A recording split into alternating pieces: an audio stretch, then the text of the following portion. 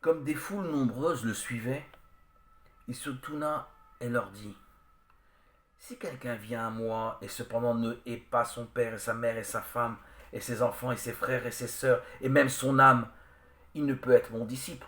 Quiconque ne porte pas sa croix, ne vient pas à ma suite, ne peut être mon disciple.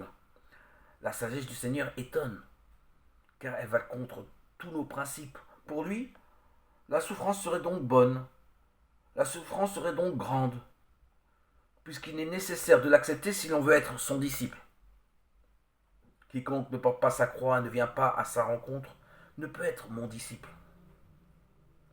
Pourquoi dire de telles paroles qui nous révoltent, alors que ses yeux n'ont jamais pu voir une souffrance, sans que ses mains ne la guérissent, avec la vivacité et la puissance du cœur de Dieu? À Pierre, n'a-t-il pas dit de même: il faut que le Fils de l'homme souffre? Ce qui révolte Pierre, qui ne se gêne pas pour le lui dire.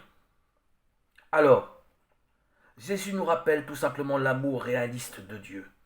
Il nous faut accepter la volonté du Père qui nous a créés, finis, fils d'homme comme lui, avec une naissance et une mort.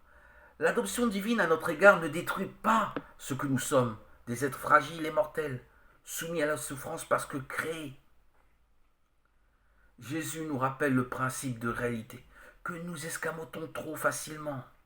Et là encore, il se donne comme le chemin dans cette marche difficile où nous avons tant de peine à accepter ce que nous sommes, des hommes mortels pour devenir à sa suite les fils ressuscités.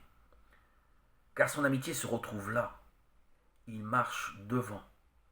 Il faut que le Fils de l'homme souffre. Alors, sans parole ni raisonnement, il nous ouvre l'esprit et le cœur, comme sur le chemin d'Emmaüs. Oui, nous ne serions pas dignes de lui si nous refusions la souffrance, mystère de l'amour qui a préféré nous créer ainsi plutôt que de nous priver de sa tendresse éternellement. Son amitié est une amitié exigeante, réaliste. S'il nous demande de prendre notre croix, de le suivre, c'est parce que c'est le seul moyen qu'avait Dieu à partir du Fils de l'homme, Fils de la souffrance, de nous confondre dans l'amour avec son bien-aimé, devenu le Fils de l'homme. Les foules courent après lui, mais cet enthousiasme ne le satisfait pas. Il veut plus qu'un feu de paille et qu'un désir de surface. Il lui faut un être qui se donne entièrement. Aussi va-t-il, par des images saisissantes, montrer combien ses auditeurs se trompent, s'ils croient que tout est bien parce qu'ils l'ont suivi au désert et ont écouté ses paroles.